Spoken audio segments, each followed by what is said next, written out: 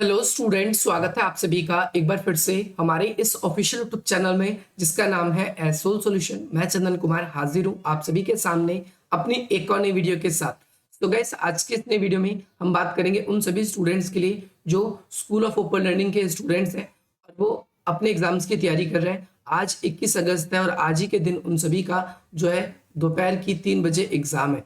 तो आज की नई वीडियो उन सभी स्टूडेंट्स के लिए इंपॉर्टेंट है जिनके पास में बीए प्रोग्राम का कोर्स है और उनके पास में हिस्ट्री का सब्जेक्ट है। इस अकेली वीडियो में हम 3 क्वेश्चन को डिस्कस करने वाले हैं। सबसे पहली बात, इस यूनिट से जो यूनिट नंबर 8 है, इससे आपके 4 क्वेश्चन पेपर में बनते हैं, जिसमें से एक क्वेश्चन मोहम्मद बिन कासिम का और मोस्ट इंपॉर्टेंट क्वेश्चन है, उसको हम डिस्कस कर चुके हैं। आज की इस वीडियो में हम बात करेंगे मुस्लिम आक्रमण की। तो मोहम्मद बिन कासिम वाली वीडियो आप सभी के लिए अपलोडेड है। अगर आप लोगों ने नहीं देखा है तो आप आई बटन पे क्लिक करके देख सकते हैं या फिर डिस्क्रिप्शन बॉक्स में दिए गए लिंक्स के थ्रू भी आप देख सकते हैं पूरी की पूरी प्लेलिस्ट आपकी क्लास की। अब भाई, मुस्लिम आक्रमण की बात करें तो मुस्लिम आक्रमण को 2 प्रकार से बांटा जाता है। सबसे पहला मुस्लिम का अरबी आक्रमण हुआ था, जो कि कब हुआ? 8वीं शताब्दी में हुआ। 8वीं शताब्दी में किसने किया? तो ध्यान रखना है, मोहम्मद बिन कासिम ने। किसने भेजा था इसको? तो आपको ध्यान रखना है, खलीफा का नाम मैंने बताया भी है। खलीफा का नाम क्या था? अल हजाज। अल हजाज के द्वारा भेजा गया था। ये एक सैनिक कमांडर था मोहम्मद बिन कासिम, जिसने सन 711 ईस्वी में क्या किया? दिल्ली सल्तनत पर आक्रमण किया। दिल्ली यहाँ पर सिंध प्रदेश पे हमला किया और सन 713 तक ये पूरी तरीके से सिंध विजय कर लेता है। तो ये तो वीडियो मैं आप सभी को पहले बता चुका हूँ इन सब बातों को, लेकिन यहाँ पर हम डिस्कस करेंगे क्योंकि 3 क्वेश्चन और भी हैं आप सभी के एग्जाम में जो इसके अलावा भी बनते हैं। तो हम डायरेक्टली उसी को डिस्कस करते हैं। यहाँ पर क्वेश्चन आपसे बनेगा कि भाई तुर्क आक्रमण को लेकर तुर्क आक्रमण ध्यान रखना है, 2 वर्गों में विभाजित करेंगे। पहला 11वीं शताब्दी का आक्रमण, और दूसरा है आपका 12वीं शताब्दी का आक्रमण। दूसरा है आप सभी का 12वीं शताब्दी का आक्रमण। 11वीं शताब्दी में किसने आक्रमण किया? तो महमूद गजनवी ने किया।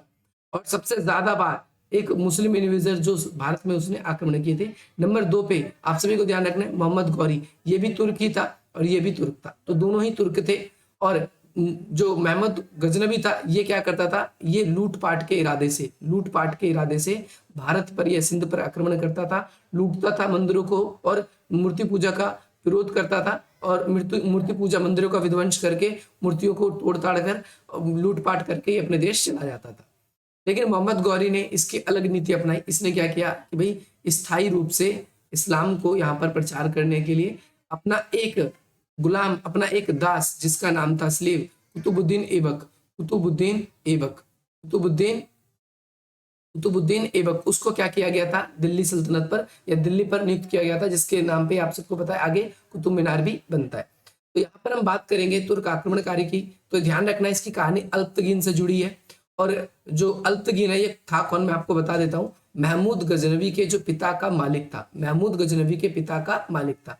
ये पहला तुर्क आक्रमणकारी था जो भारत पर सिंध विजय यानी करना चाहता था, परंतु इसने कोशिश कई करी। देखो, पहला मैंने आपको इसलिए क्यों इस्तेमाल किया, क्योंकि अब तक सिंध विजय मोहम्मद बिन कासिम ने करी और वो अरबी था और ये तुर्की की बात है। तो पहला तुर्की आक्रमण अल्पतगीन के नेतृत्व में हुआ। और ये जो अल्पतगीन है, ये बुखारा नामक एक स्थान है, आपने पढ़ा होगा, और वहां का सामंत था। और ये किसका गुलाम था? अल्पतगीन। ध्यान रखना है कि ये अब्दुल मलिक का दास था और सामंत कहाँ का था? तो बुखारा का सामंत था। अल्पतगीन जैसे ही मरा तो उसके बाद में, जैसे ही उसका देहांत हुआ, तो इसके बाद में इसके शासन को लेकर, यानी बुखारा का प्रदेश जो था, इस जगह पर कंट्रोल किसका रहेगा, इस बात को लेकर क्या चल गया? आपस में विवाद हो गया। और ध्यान रखना है, अल्पतगीन का ही एक गुलाम हुआ करता था, दास हुआ करता था, जिसका नाम था सुबुक्तगीन। और अल्पतगीन, ध्यान रखना है, ये मालिक सुबुक्तगीन इसका गुलाम, और इसका पुत्र हुआ करता था जिसका नाम था मोहम्मद। क्या नाम बताया मैंने आपको? अभी मैंने आप सभी को नाम बिल्कुल बताया, तो आप लोग ध्यान से देखेंगे। यहाँ पर हम महमूद गजनवी के बारे में बात, ओके। तो सुबुक्तगीन के बारे में हम बात कर रहे हैं। सुबुक्तगीन जो है अल्पतगीन का क्या था?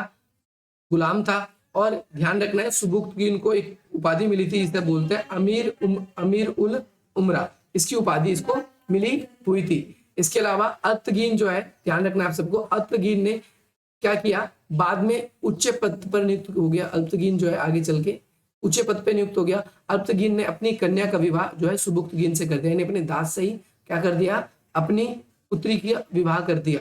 और साथ ही साथ में इस तरीके से आप एक चीज और भी यहाँ पर कॉमन नोटिस करेंगे कि सुबुक्तगीन जो है वो उसकी स्थिति और मजबूत हो जाती है। ध्यान रखना है कि जैसे ही सुबुक्तगीन राजा बनता है, क्योंकि अल्पतगीन की जैसे मृत्यु हुई तो सुबुक्तगीन राजा बना।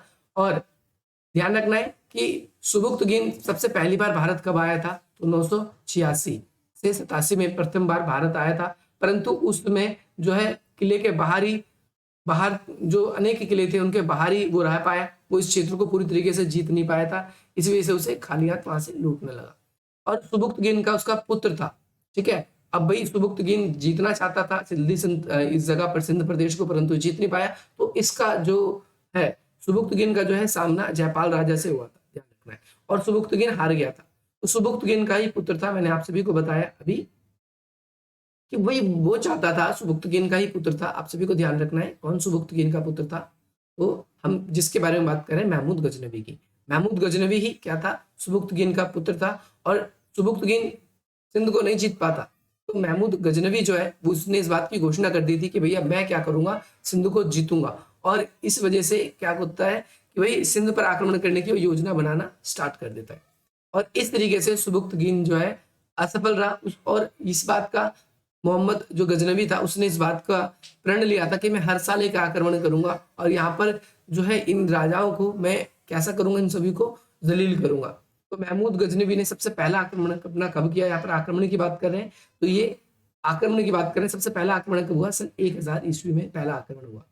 और सामंती नगरों में हुआ था, पहले जो यहाँ के सीमावर्ती नगर थे उन जगहों पर आक्रमण हुआ। और उसने क्या किया कि धीरे धीरे अपना किलों पर अधिकार कर लिया। इसके बाद में महमूद गजनवी जो है क्या हो गया, वापस लौट गया।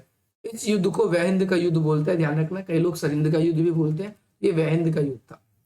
और महमूद दूसरा आक्रमण है, महमूद गजनवी का दूसरा आक्रमण क्या होता है, इसके ठीक अगले वर्ष होता है। और इस हमले में वो 10,000 घुड़सवार के साथ में भारत पर आया था। इस युद्ध में उसने क्या किया, जयपाल से इस युद्ध में जयपाल हार गया, ठीक है। इस युद्ध में क्या हो गया, जयपाल हार गया। महमूद जो है इस युद्ध को जीत गया। और महमूद ने उस समय बहुत सारे लोगों की हत्याएं करी। जयपाल ने महमूद से क्या किया, 2.5 लाख दिनार लिया और उसको छोड़ दिया। अब भाई इस ध्यान रखना है, साथ साथ 30 हाथी भी देने का वचन दिया। जयपाल क्या है, ये अपमान सह नहीं पाया युद्ध की वजह से और अपने आप को उसने क्या कर दिया, आग लगा लिया, आत्मदह कर लिया उसने। महमूद का तीसरा आक्रमण आता है। तीसरा आक्रमण ध्यान रखना है किसका, बहरा के जो राजा थे उसके विरुद्ध में किया गया। और ये जो आक्रमण हुआ था, इस आक्रमण में महमूद का डटकर सामना हुआ। और इस युद्ध की अगर हम देखें तो भाई इस युद्ध का अंत में जो है कोई निर्णय नहीं निकला और महमूद को अपनी सेना लेकर वापस पीछे हटना पड़ा, ठीक है। लेकिन इसके अंदर हम देखते हैं कि बहुत सारे असंख्य हिंदुओं की हत्या भी हुई थी। और साथ ही साथ में ध्यान रखना आप सभी को, इस्लाम धर्म का प्रचार भी करने की बात हुई थी। तो वही इसमें हमने देखा इस्लाम धर्म का प्रचार भी यहाँ पर स्टार्टिंग हो गया। और महमूद गजनवी का चौथा आक्रमण कब होता है, सन 1006 में होता है। ध्यान रखना मुल्तान के शासक एक नाम था जिसका नाम था अब्दुल फतेह दाऊद। इसके दाऊद के एक दाऊद नाम से प्रसिद्ध है, इसके खिलाफ हुआ था। और ये क्यों हुआ था, क्योंकि पूरी तरीके से कट्टर इस्लाम नहीं था और महमूद चाहता था कि भैया ये जो प्रदेश है पूरा कट्टर इस्लामिक हो और हर एक राजा इस्लाम को माने। इसीलिए उसको दंड देने के लिए, दाऊद को दंड देने के लिए मुल्तान पर आक्रमण करने की योजना बनाई। और साथ ही साथ क्योंकि इसका मार्ग पंजाब से होकर जाता था, इसीलिए आनंद पाल ने क्या कर दिया, उसका विरोध कर दिया। अब भाई ठीक है, उसका विरोध किया और वह पराजित हुआ। महमूद ने जयपाल के पुत्र सुखपाल को यहाँ पर क्या कर दिया, मुल्तान का स्वामी बना दिया, क्योंकि उसने भी इस्लाम धर्म को स्वीकार कर लिया था। अब ये 5वां आक्रमण आता है। कुछ समय बाद महमूद ने क्या किया, महमूद को सूचना मिली कि सुखपाल ने उसकी अधीनता को और इस्लाम धर्म को दोनों को ही त्याग दिया है। तो अब यहाँ पर सुखपाल को दंड देने के लिए 5वां आक्रमण किया जाता है। आप सभी को ध्यान रखना है। अगली बात करते हैं, अतः दंड देने के लिए अगला आक्रमण हुआ था, आप सभी को ध्यान रखना है। छठा आक्रमण 1008 में हुआ, आनंद पाल के ऊपर हुआ। अब यहाँ पर फरिश्ता कहता है कि आनंद पाल ने क्या है, अजमेर, दिल्ली, उज्जैन, ग्वालियर, कन्नौज इन सभी राजाओं का संघ बनाया और मुल्तान के कोकरों ने मोहम्मद के विरुद्ध सहयोग दिया, ठीक है, कोकरों ने भी। और ईश्वरीय प्रसाद जो है वो इस बारे में कहते हैं कि भाई इस समय इस युद्ध के अंदर इतना भीषण युद्ध हुआ, इतना भीषण हुआ कि भाई सारे के सारे हिंदू भी एक साथ लड़े थे। और दुर्भाग्यवश जो है क्या है कि दुर्भाग्यवश आनंद पाल के हाथों जो है महमूद जो है ये भयभीत हो जाता है और युद्ध से भाग जाता है अपनी जान बचाकर, क्योंकि उसमें खोकर जो थे वो बहुत ही खतरनाक थे। वो एकदम जानवरों की तरह युद्ध लड़ते थे। और भाई सीधी सी बात है, क्या किया, अब भाई इस जगह पर ध्यान रखना है आप सभी को कि भाई उनको वापस लौटना पड़ता है। महमूद फिर अगले वर्ष ही क्या करता है, आक्रमण करता है और ये कांगड़ा के नगरकोट पर हमला हुआ।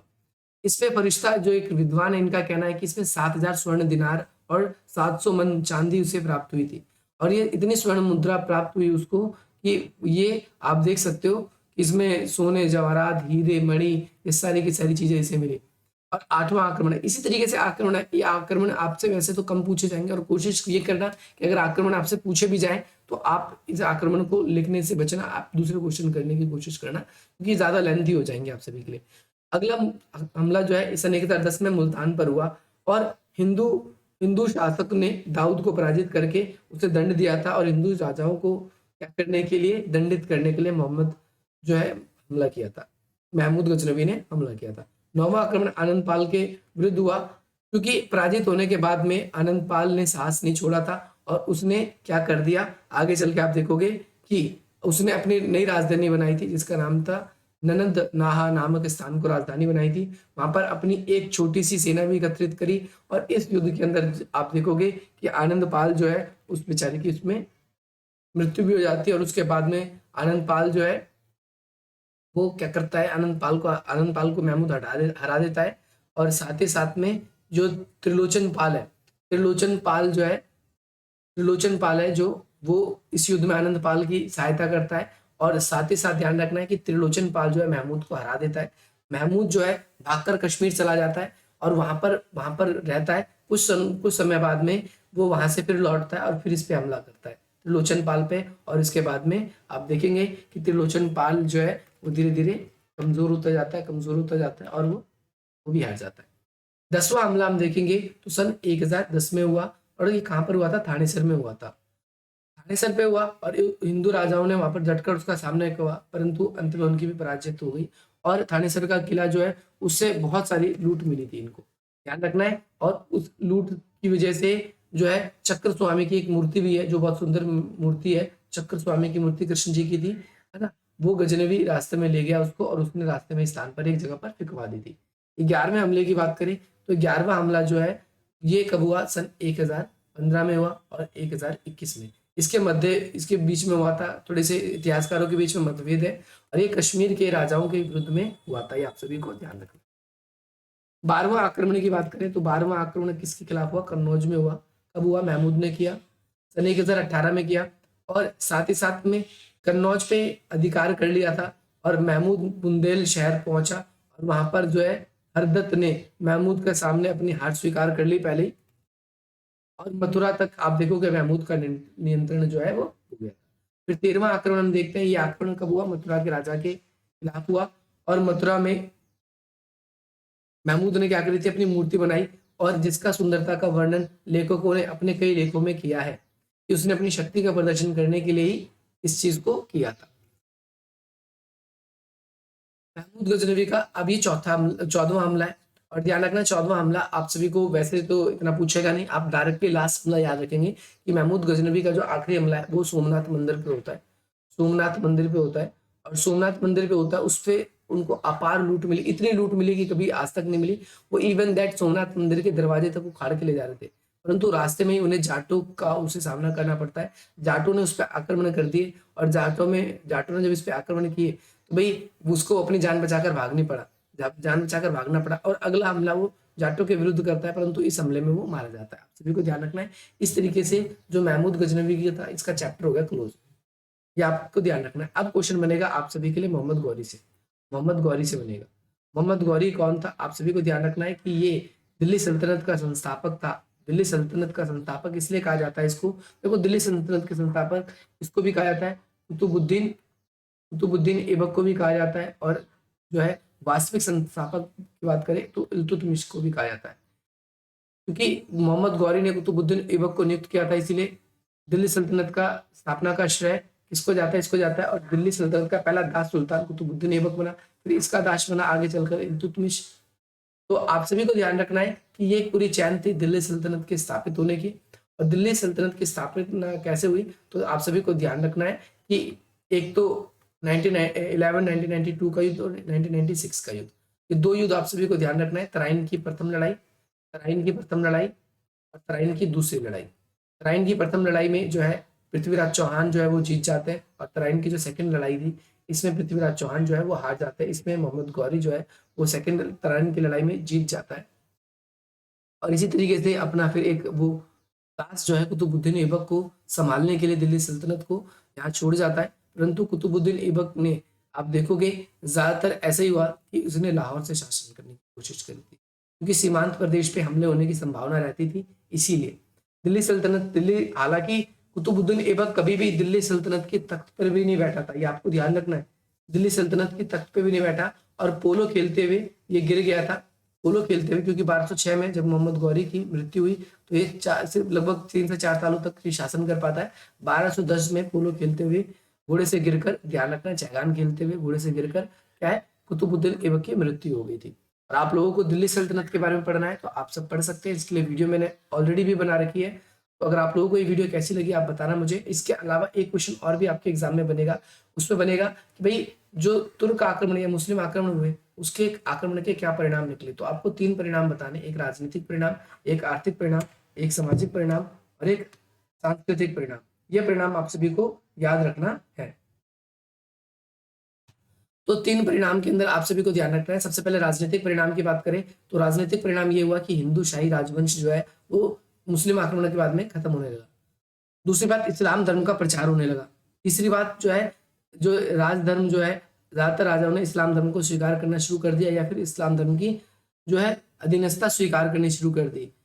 यहाँ के स्थानीय लोगों के ऊपर 2 तरीके के नए कर लगाए गए। पहला जजिया कर, और दूसरा दूसरा आप सभी को ध्यान रखना है, जजिया कर आपको लगाने वाला सबसे पहला कौन था? सबसे पहला जजिया कर लगाने वाला जो था वो था मोहम्मद बिन कासिम। मोहम्मद बिन कासिम ने सबसे पहले जजिया कर लगाया। तो जजिया कर लगाया गया, जबरन लोगों के धर्म परिवर्तन करवाए गए। तो ये सारे के सारे कॉन्सेप्ट आप सभी को याद रखने। होपफुली आप सभी को ये वीडियो पसंद आएगी। आज की इस नई वीडियो से अगर आप लोगों को कोई भी वैल्यू मिली तो इसी प्रकार से हमारी वीडियो को लाइक करें, हमारे चैनल से जुड़े। बाकी मिलते हैं आप सभी से अपनी अगली वीडियो में। जय हिंद, जय